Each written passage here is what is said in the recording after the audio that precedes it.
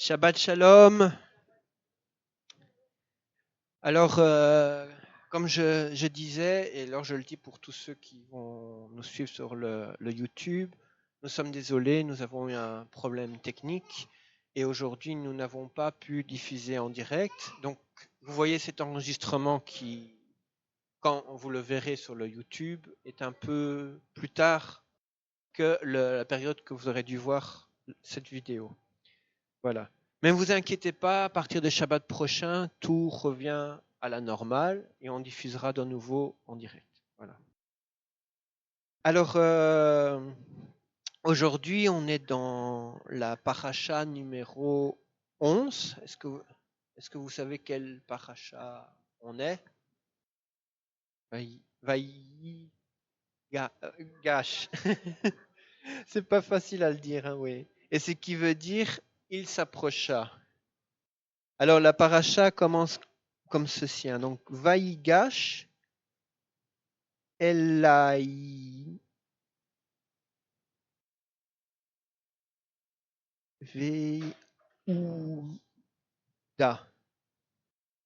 Et donc ce qui veut dire alors Yehuda s'approcha de Joseph. C'est comme ça. Donc c'est pour ça qu'il nous dit au début Vaïgash dans l'hébreu.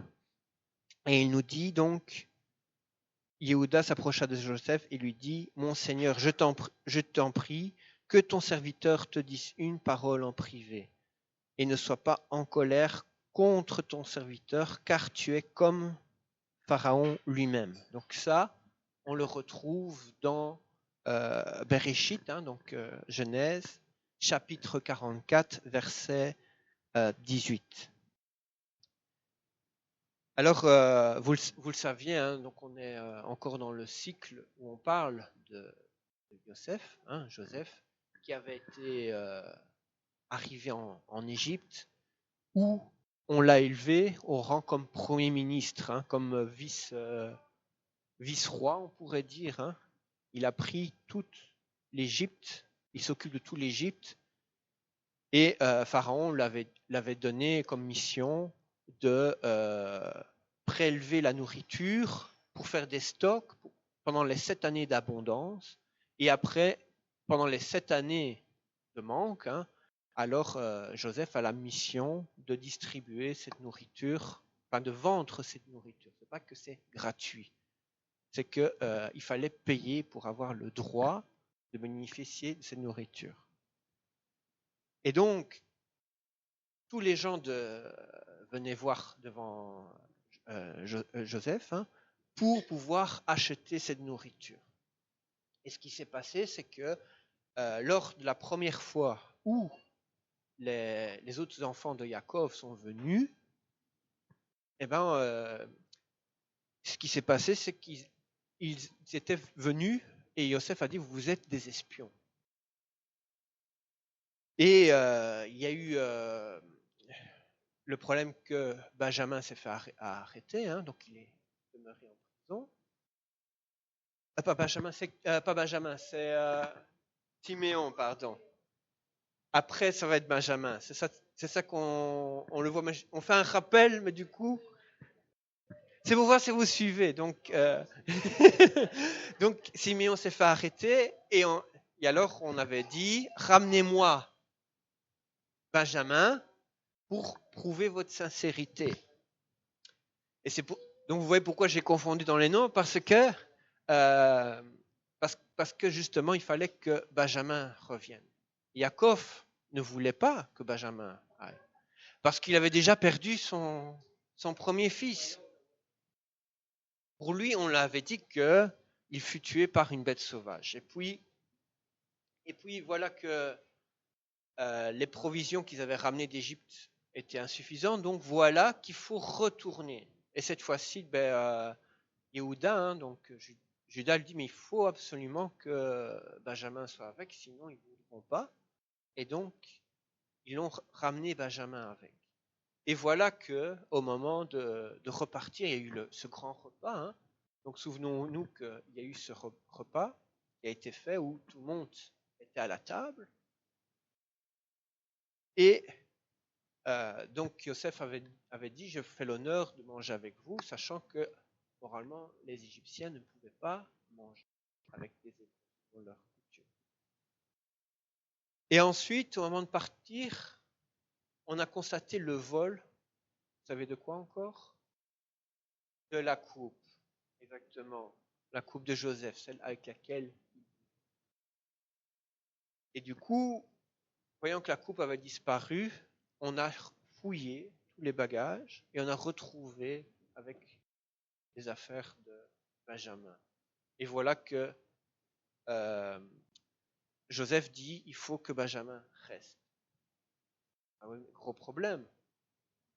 Le père, Judas avait promis qu'au cas il arriverait quelque chose, il se porterait garant, et voilà que Benjamin se fait arrêter. Et c'est pour cela qu'il s'intervient à cette paracha-ci en disant je t'en prie, ne sois pas en colère contre ton serviteur, car tu es comme Pharaon lui-même. Et donc, Yehuda veut parler pour dire, mais écoute, ne garde pas Benjamin, prends-moi même à sa place. Et évidemment, Yosef ne veut pas. Ce qui est intéressant, quand on prend même une source extérieure, il lui dit, si vous voulez même encore prouver votre sincérité, ramenez-moi même le frère que vous dites que vous recherchez, et je laisserai partir Benjamin. Vous savez quel frère il recherchait, les autres frères, quand ils venaient en Égypte? Il dit, on va quand même jeter un coup d'œil, chercher partout, voir où est notre frère qu'on avait. Mais ils ne savaient pas que c'était lui. Et eux, ils cherchaient partout. Et voilà que Joseph lui dit, si vous me ramenez le frère que vous dites que vous cherchez, là, je laisserai partir. Et les autres me disent, c'est pas possible. Comment veux-tu? On a cherché partout, on ne le retrouve même pas. Et dans le livre Esther, il dit maintenant, si je vous dis qu'il peut venir aujourd'hui, que si j'appelle qu'il va venir, est-ce que vous croirez? Non, mais tu rigoles avec nous. Et voilà que Joseph appelle Joseph en disant, Joseph, et tous les frères.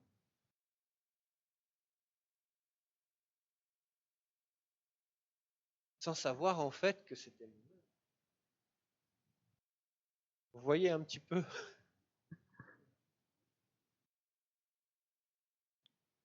Et ensuite, Yosef lui dit, mais c'est moi.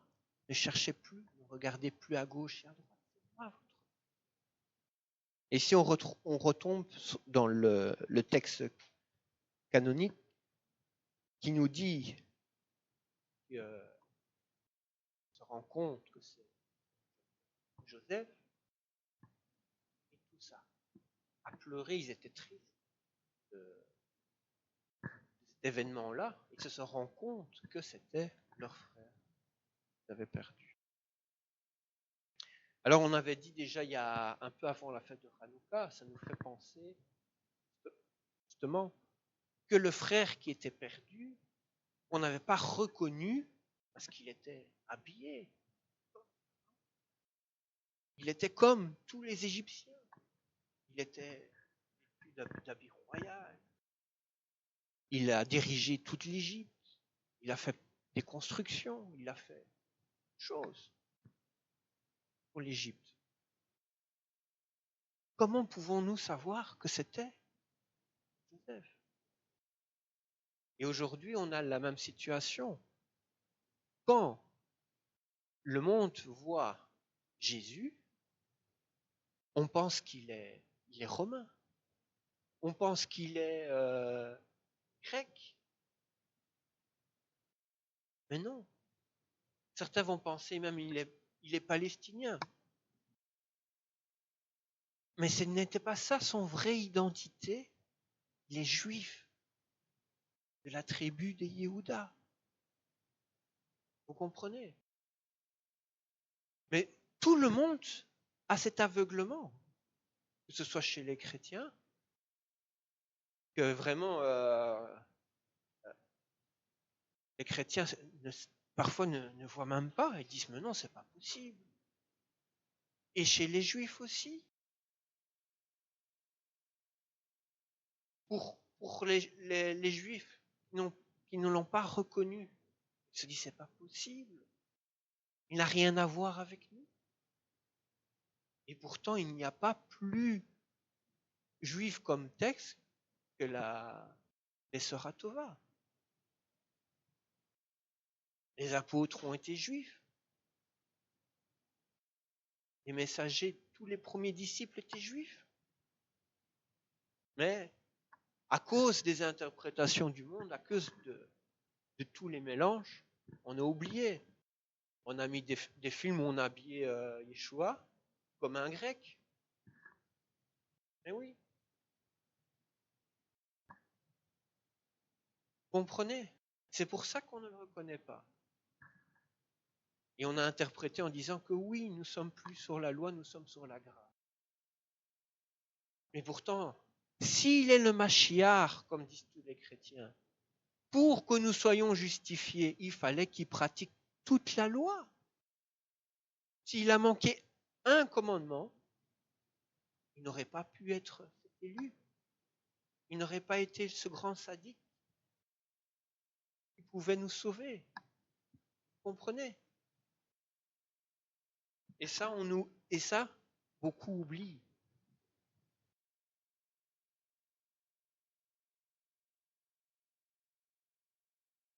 Il faut vraiment que nous puissions prendre conscience de ça. Si nous voulons limiter, il ne faut pas simplement lire les Écritures et dire que nous ne devons pas faire Shabbat. C'est un non-sens. Que nous ne faisons pas les commandements, c'est un non-sens. Nous devons pratiquer comme il a pratiqué. Mais il faut retrouver cette identité. Et le chrétien a perdu son identité. Comme les Juifs ont perdu leur Mashiach. Aujourd'hui, Hachem veut que nous puissions revenir ensemble. Que nous puissions retrouver nos racines, nos sources. Qui est ce Mashiach? Alors, je ne vais pas être très long parce que je sais que Roué a aussi un message qu'il veut aussi partager, mais il nous dit, je vais aller un petit peu plus loin, il nous dit qu'au moment, dans la paracha, il nous dit au moment où les frères se sont rendus compte que Joseph est vivant, on les a renvoyés en disant retournez chercher père, papa. Pour Jacob, il était toujours mort.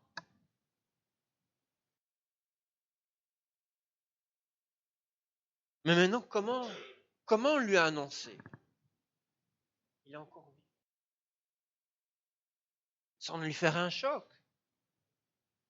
Souvenons-nous, dans les Écritures externes, on avait lu la fois passée, Sarah, quand on l'a dit que son fils était vivant, on l'a dit il est mort, puis il est vivant, ça l'avait fait un choc, le cœur n'avait pas tenu. Et Jacob est aussi une personne âgée. Alors, et le Sefer Yachar, et aussi, on retrouve aussi dans les autres sources talmudiques, on nous dit qu'on avait envoyé pour annoncer au père l'un de ses petits-enfants, une des petites filles, lui chanter une chanson avec une harpe. Et dans la chanson, on lui a dit, c'était chanté, Joseph. Tout ça calmement. Cette chanson plut à Jacob et on dit que la roire a touché Jacob et il a cru en cette chanson. Continue ma fille à chanter. Le texte nous dit qu'après, il fut réanimé. Jacob fut réanimé. Vous savez, c'est quoi réanimer? C'est ça. C'est comme si tu as eu un électrochoc. Tu as une urée cardiaque, on a dû pomper pour relancer ce cœur. Que le sang retourne, oui, dans le corps, partout. C'est vrai, comme Roe aussi dit, c'est comme s'il était mort. Vous vous rendez compte? Depuis qu'il a perdu Yosef, c'est comme s'il était un mort-vivant, je veux dire. Excusez-moi l'expression, mais c'est comme ça. Il était là, il est comme un zombie. Oui, il est là, mais il n'y avait plus rien en lui. Mais au moment où il a pris, il fut. Cette joie est revenue. Il partit en Égypte. On nous dit dans le texte que Judas était devant, Joseph est venu à la rencontre, Jacob était là aussi, comme s'ils allaient courir. Le texte nous dit qu'il était dans les chars. Mais si on fait l'allusion avec la Bessora Tova, pense, dans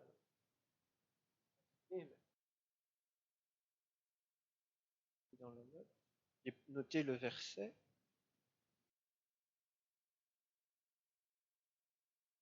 Il n'est plus en tête.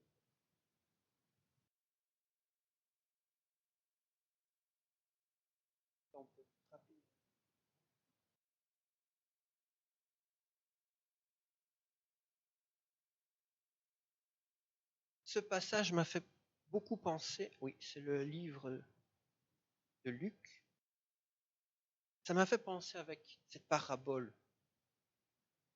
Luc chapitre 15 au verset 11,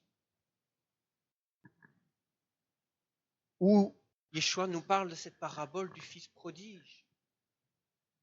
Il nous dit, un homme avait 2 fils.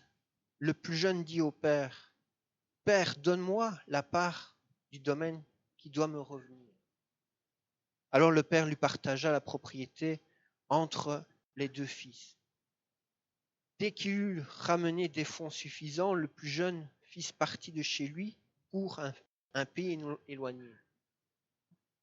Et ça m'a fait penser aussi à ça. Et tout ça. Et Joseph était dans le monde. Un peu comme nous à l'heure actuelle. Et beaucoup de chrétiens. Il est dans un pays éloigné. Dès qu'il eut rassemblé des fonds suffisants, le plus jeune fils partit de chez lui, donc pour un pays éloigné. Oui. Là, il lapida son argent en vivant de manière insouciante. L'argent a été dépensé. Ça me fait penser aussi, si on fait le parallèle entre les deux, aux 7 années de famine. Plus d'argent, plus de spiritualité. On veut chercher Hachem, mais il n'y a plus le bon enseignement, le bon message. Vous comprenez? On va se contenter de petits trucs pour essayer de se revenir près de Dieu. Il nous dit que après il nous dit, mais après avoir tout dépensé, il y a eu une grande famine dans le pays. Où chercher là? Où avoir cette vie? Il commença à connaître des difficultés. Sans Hachem, plein de problèmes. Il alla donc se mettre au service d'un des habitants de ce pays. Donc on essaye de trouver un temps. Celui-ci l'envoya dans les champs nourrir les cochons. Il voulut remplir son estomac des cosses de caroubier que mangeaient les cochons. mais personne ne lui en donnait. Finalement, il revient à la raison. Vous voyez, il voulait même manger la nourriture des cochons. Mauvaise doctrine. Ce n'est pas cette nourriture-là qui va permettre que nous puissions grandir.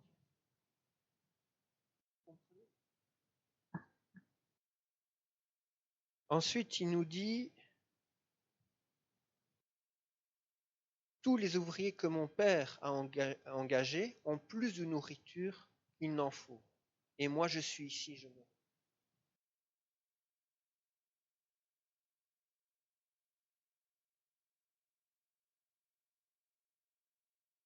Je vais me lever et retourner vers mon père.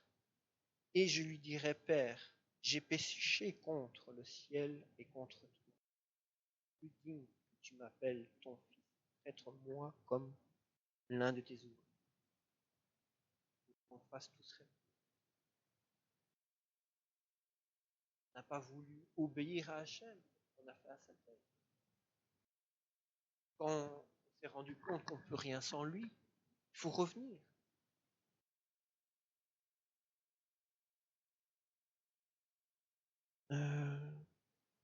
Alors le père. Alors ce qui est intéressant, c'est que il va vers le père, et là, comme dans la paracha, on voit que le père se met en route. Il a commencé à courir. Et on voit que le fils revient. Comme dans cette paracha où on voit que les deux vont se réunir. Donc il faut, pour réanimer Israël, il faut revenir aussi. Vous comprenez? Il y a un... Oui, les deux doivent être ensemble. Il faut qu'Éphraïm revienne. Souvenons-nous, Yeshua dit, je vous ferai vous des pêcheurs d'hommes.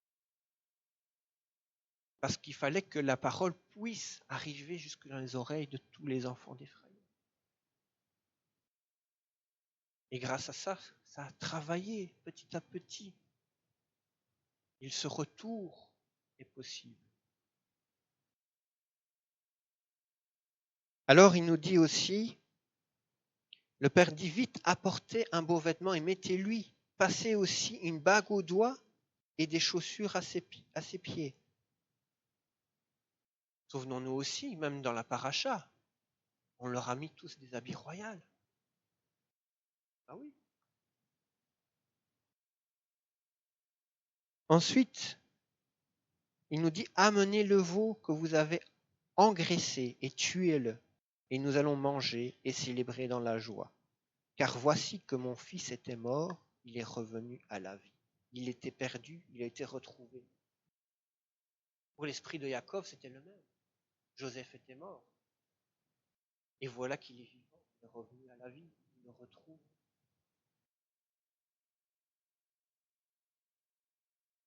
Et ils amenèrent les festivités de la musique et de la danse. Il appela des serviteurs, il demanda, que se passe-t-il ici? Le serviteur lui dit, ton frère est revenu et ton père a fait tuer le veau qui avait été engraissé parce qu'il avait retrouvé son fils sain et sauf. Mais le fils aîné se fâcha et refusa d'entrer dans la maison. Oui, le fils aîné, Judas, vous comprenez?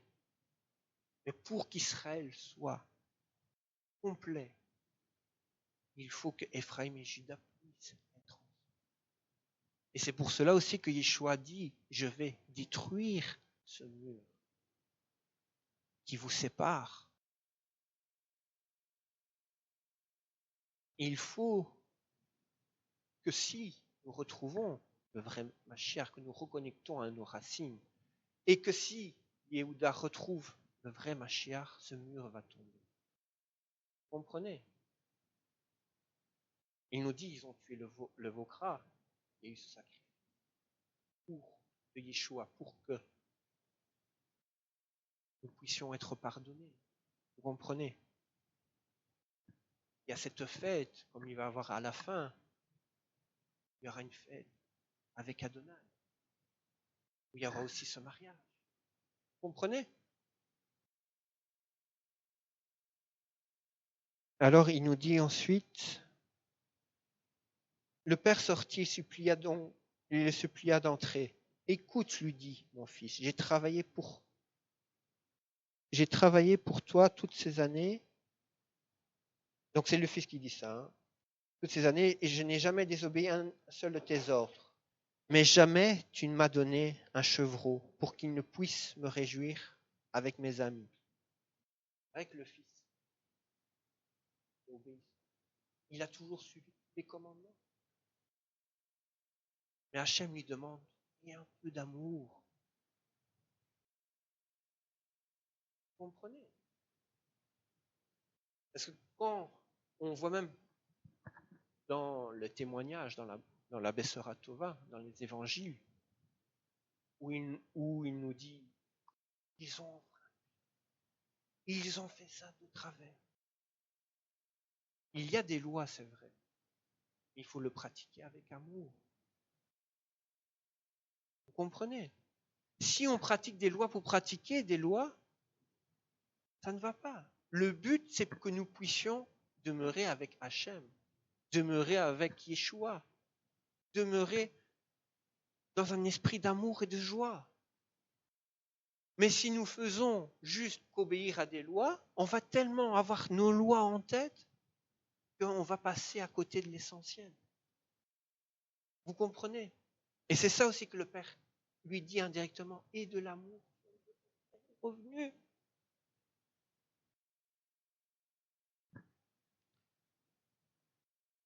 Vous comprenez? Et c'est ça qu'il lui dit encore. Je ne vais pas relire le passage ici, mais il faut que aujourd'hui nous demeurons tous dans l'amour. Nous ne devons pas devenir des légalistes et nous ne devons pas non plus, faire aussi semblant d'aimer. Parce qu'il y a aussi faire semblant d'aimer.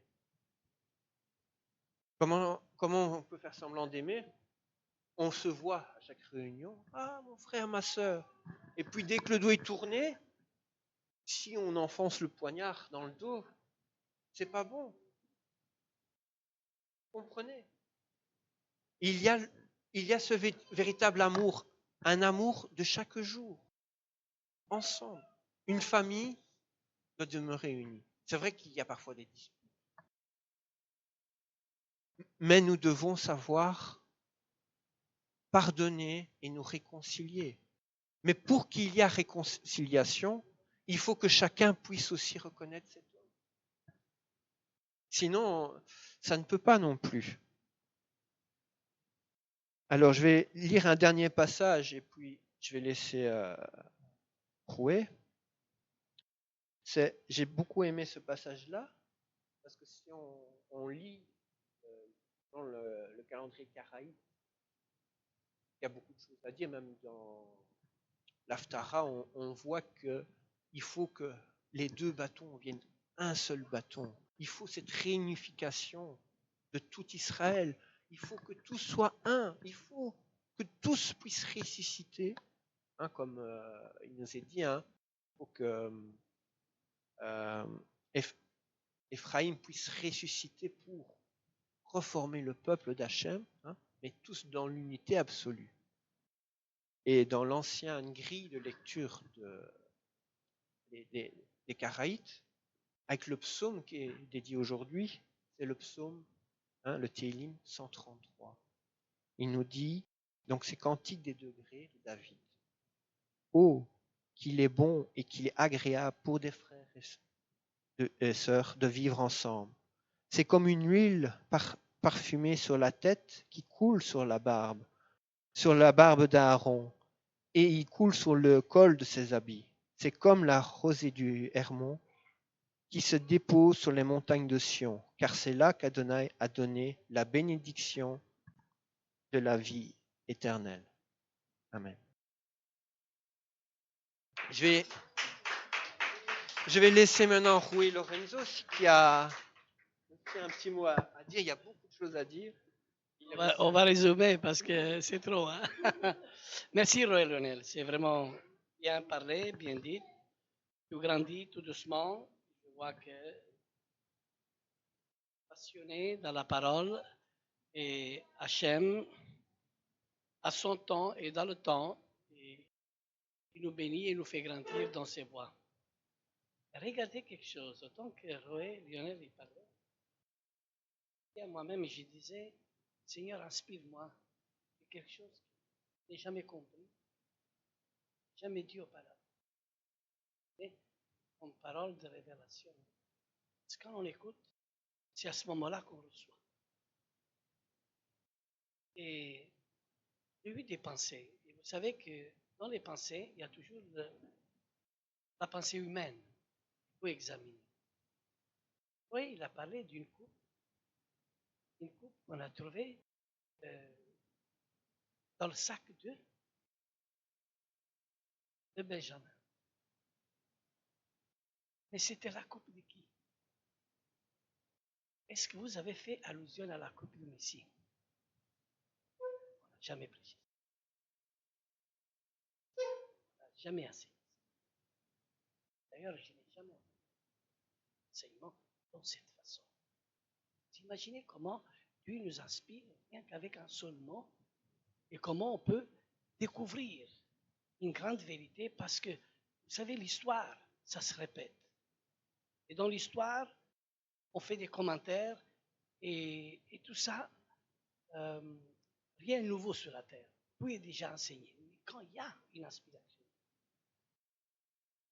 c'est là qu'il faut mettre un peu c'est là.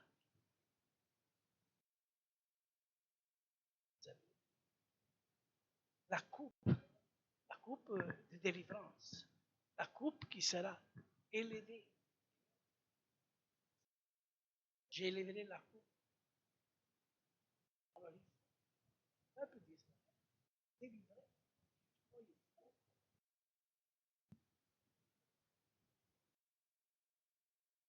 Alors, bien sûr, ça, stratégie pour prendre ça.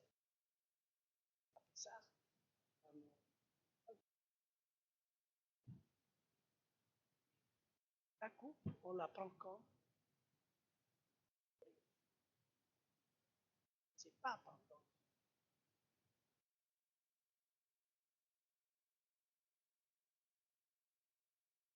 Ça n'arrive. Après le souper, le Messie Yeshua prit la coupe, pas une coupe, la coupe. Mais pendant le repas de Pessah, ils ont déjà pris une des coupes. Et à la fin,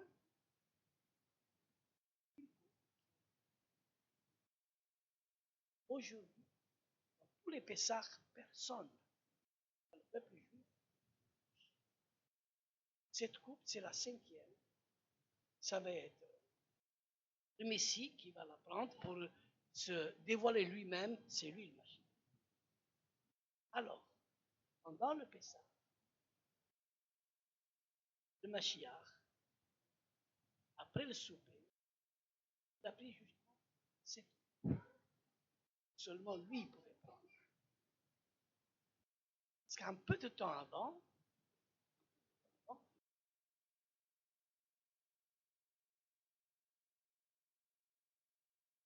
c'est Yeshua qui pose la disciple et dit, suis.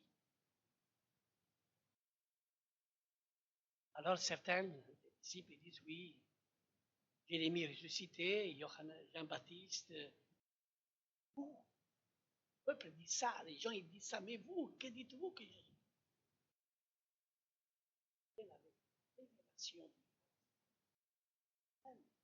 La révélation vient dans le cœur. Tu es le Mashiach. Tu es la Torah de Dieu. Tu es le Fils de Dieu. Alors là, Yeshua il dit à Pierre, ce n'est pas le sang et la chair, c'est mon Père. Alors ici, tout le monde sait, même dans la famille, ça, Yeshua, alors si lui, il est le Messie, quand lui prend dans le Pessah, dans le message. Cette coupe, bien sûr, les disciples, ils attendaient. Est-ce qu'il va la prendre, cette coupe? Le Messie a pris cette coupe. Personne ne pouvait dire, on avait déjà dit avant, c'est déjà montré avant. Cela confirme en prenant la coupe. Et ça, n'est-ce pas? Ils ne savent pas. Ils ne peuvent pas donner une révélation si la révélation n'est pas d'Hachem. Combien de fois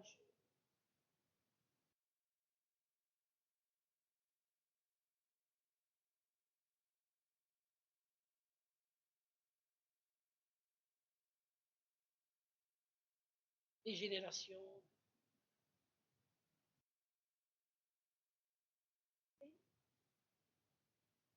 J'ai tenu en tête l'enseignement de Rabbi Paul Gensian. Après, j'ai développé. J'ai trouvé tant d'autres choses dans lesquelles je voulais dire quelque chose, mais la manière comment le Seigneur il me l'a fait comprendre, je trouve une interprétation qui est aussi très valable. 4 couples que nous on voit à Pessah, il y en a 5. 5e seulement une. Et les 4 couples, on dit dilués, c'est-à-dire qu'ils ne sont pas purs. C'est du vin mélangé avec de l'eau. C'est pas pur. Il y a une seule coupe qui est pure. Celle du Mashiach. Alors,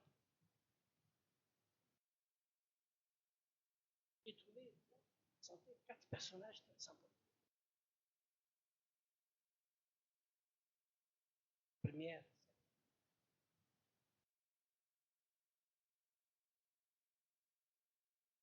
il y a un repas avec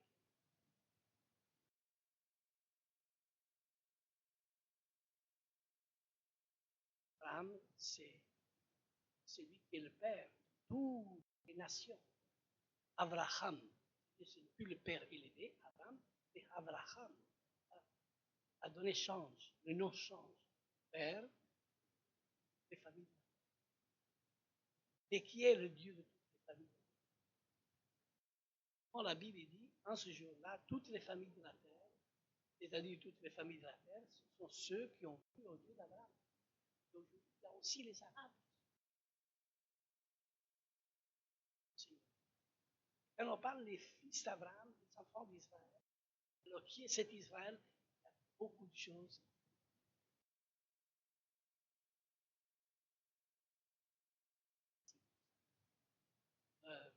Pour découvrir ces choses, je donne un exemple. Quand vous allez à la mer, vous êtes à la plage. À la plage, on se contente toujours de la plage. Faites attention, c'était la plage. On va pas dans la mer.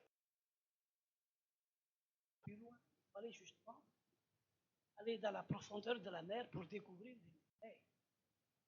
Ce monde qui est souterrain dans la mer découvre la plus grande richesse. C'est ça. À la plage, on voit que les hommes, on attend de tout, la critique, le murmure et toutes ces choses. Mais là, pour aller là-bas, dans cette profondeur, préparez. Que l'être, c'est quelque chose.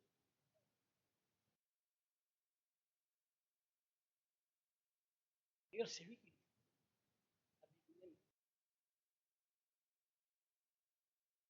Je vous ai formé, établi, pour que vous alliez.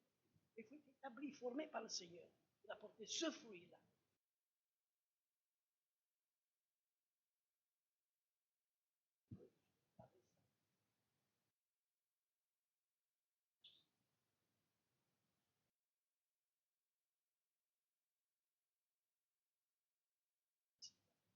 C'est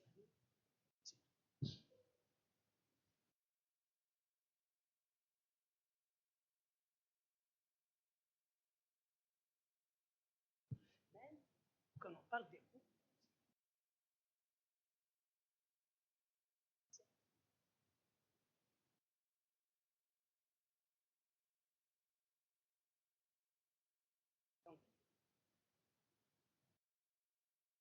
c'est vraiment le moment où les nations s'oublient.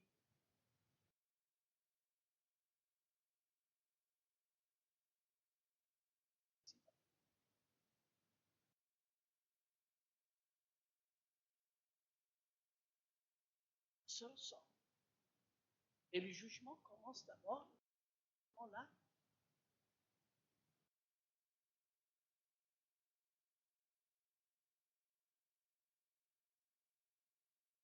Il y a des jugements qui se passent au milieu de son saut. Il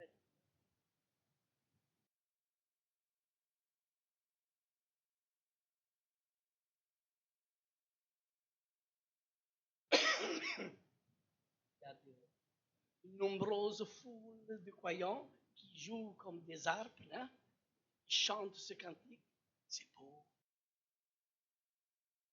Et ici, comme Roé Lionel, il nous a parlé de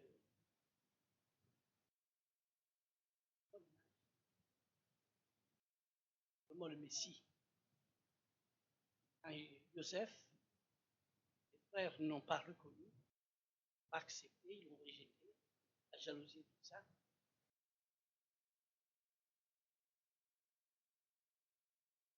Les siennes ne l'ont pas reçu. C'est de sa famille. Il y a tous ceux qui l'ont. Les siens.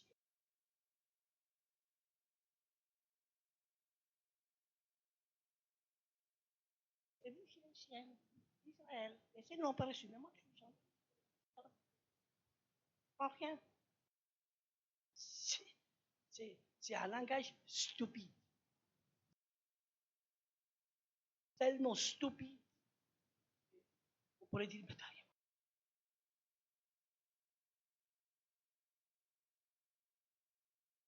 Ceux qui l'ont reçu, c'est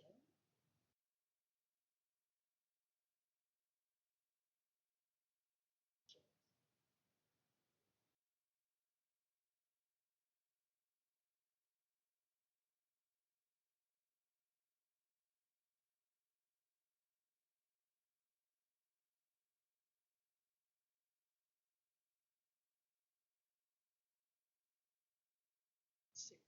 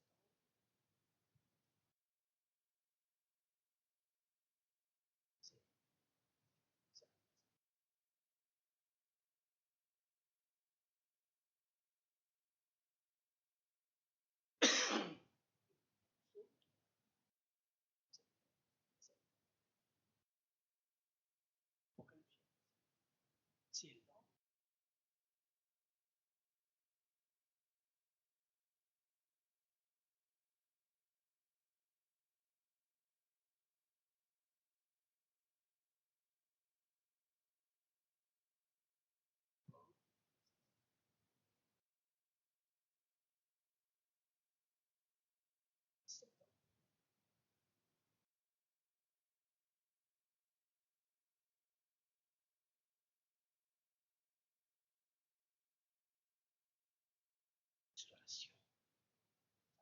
Voilà, a reçu l'Esprit de Dieu pour cela, pour gérer et pour gouverner le monde entier. Cet homme génial, il va venir pour gérer, gouverner le monde entier.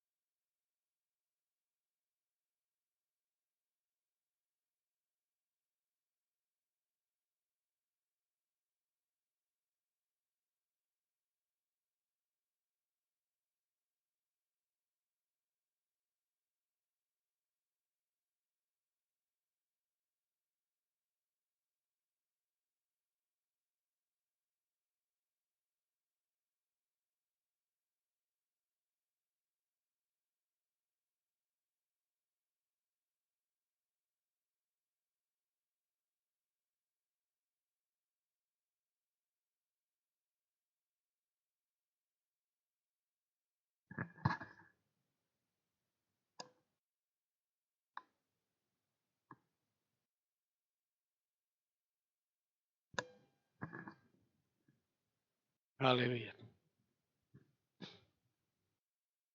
Ce qu'il nous reste à faire, restons unis. Parce que les temps difficiles viennent.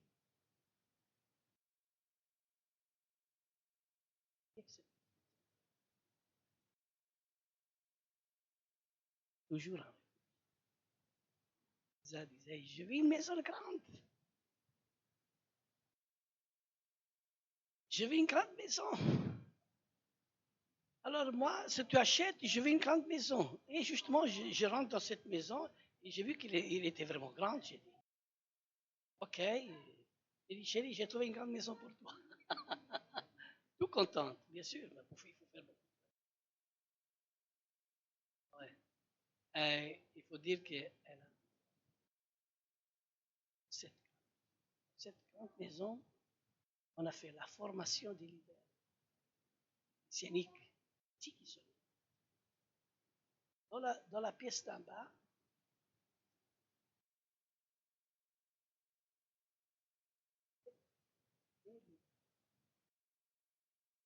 de musique.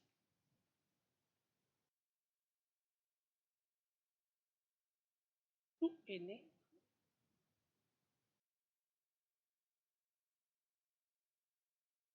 Tout ça a commencé ici. Même chanter.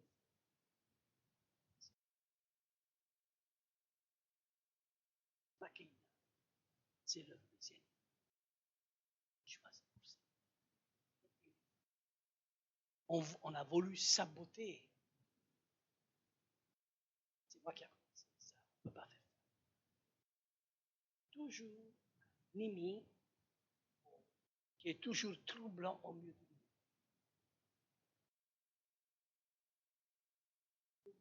Point, soit pas.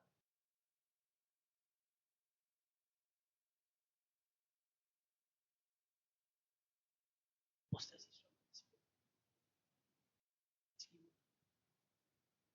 Ça va. C'est les femmes. Hier, j'ai regardé un film, Cendrillon. Une fois, je vois Chaperon Rouge. Ce sont des fables. Et on aime bien garder toutes ces fables. Les enfants, ils aiment bien garder tous les fables. Et même les grands, ils aiment bien garder les fables. Oh, c'est bon. Vous comprenez? On rentre dans la fable parce qu'on aime les fables. Parce que l'homme, il est attiré à toutes ces choses parce que, ah oui, parce qu'on apprend, même aux enfants, on apprend les fables. On les fait avoir aux enfants à la télé, les fables. Et les petits grandissent avec toutes les fables et après ils racontent des fables. Après, il y a des grands qui racontent des... Alors, quelle est la différence entre un évangélique et un catholique? Les catholiques, ils baptisent les bébés. Et les évangéliques, ils baptisent des grands bébés. Ils sont toujours bébés. Alors, ils baptisent toujours des bébés. Mais il faut immerger des personnes qui viennent avec la repentance. Voilà. Alors, il faut, comme il dit Royal, nous avons l'amour de Dieu et il faut appliquer l'amour de Dieu. C'est, hein? Mais si on n'a pas les commandements, comment on peut se nourrir? Le commandement, c'est pour vivre. Si on applique, si on croit que le Messie va venir et qui est notre... Vous voyez qu'il y a un roi sans loi? Oui, il y a les chrétiens du monde, ils sont sans loi, parce qu'ils sont sauvés uniquement par grâce, il n'y a pas de loi. Alors ils vivent par la grâce permissive. Ils ne disent pas dans la Bible, il y a une grâce permissive, c'est pas la... Mais eux, ils ont mis une grâce permissive et la loi éternelle. Hein? On n'est pas sous la loi, non, on n'est pas plus censé faire Shabbat, les festivités, tout ça. Mais non, mais ici on ne parle pas de salut. Ici on parle, ici on parle d'une catégorie de personnes qui sont inscrites. Alors quand le Mashiach, quand il va le Mashiach, va venir pour combattre qui? Chatan, il va le il va prendre la paix du prophète, il va mettre dans le lac du feu pour que le royaume commence. Alors, cette nouvelle Jérusalem, c'est là que c'est pas ce temple. Il y a une véritable Jérusalem, sans Daoud. Et ce qui fait le parallèle entre les 1000 ans et le nouveau ciel et le nouveau terre. C'est dans ce sens-là. Qui va se poser comme une pierre d'angle. D'ailleurs, Jérusalem. Jérusalem, descendu. Descendu. Jérusalem, ça veut dire instruire. Alors, celui qui descend nous instruit. C'est pour ça que toutes les nations afflueront à Jérusalem pour être enseignées. Allons dans la montagne de l'Éternel afin qu'il nous enseigne les voies de l'Éternel. C'est pour ça que Yérou, ça veut dire descendu. Shalaim, ça veut dire la paix. Alors, Yérou, celui qui descend, apporte la paix dans le monde, c'est-à-dire l'idée de Sar Shalom. Dans toutes ces choses-là, parallèles. C'est pour ça qu'il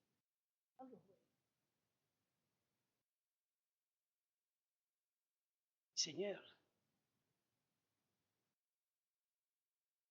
plein de choses. Parce qu'au commencement, quand j'enseignais, il était tout le temps là présent, toutes les réunions. Il ne ratait jamais une réunion, c'est normal. C'était là, c'était son commencement de formation, on va dire. Hein? Je recommence encore une fois, il y en a d'autres qui. Vous imaginez, quelle richesse qu'encore on doit enseigner. Maintenant, on est sur Ésaïe, chapitre 53, verset 1. Et au chapitre 53, verset 3. 52, oui. Non, parce que ça commence, c'est parce qu'ils sont mal faits, ceux qui ont mis chapitre. Il n'y a pas tout ça dans la Torah.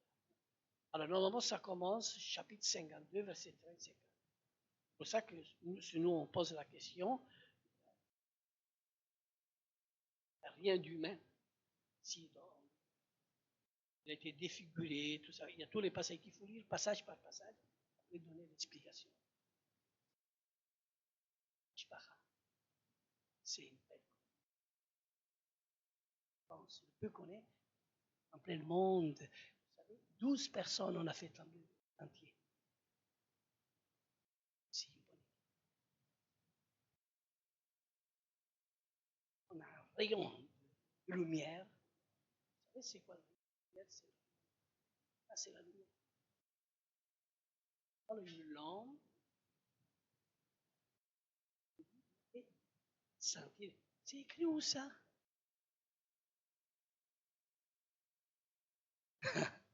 Somme 115, verset? Ok. 105, ok. Ok. C'est bon. Merci Hachem. Amen. Alors, on se met debout. On va prier l'Éternel.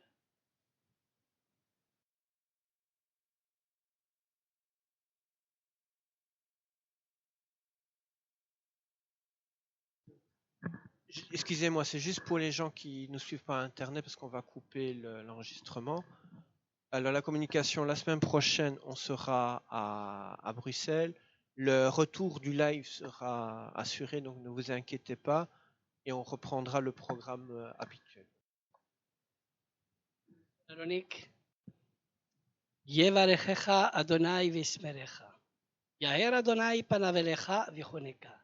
Yisa Adonai panav elecha v'yasem lecha shalom. Amen.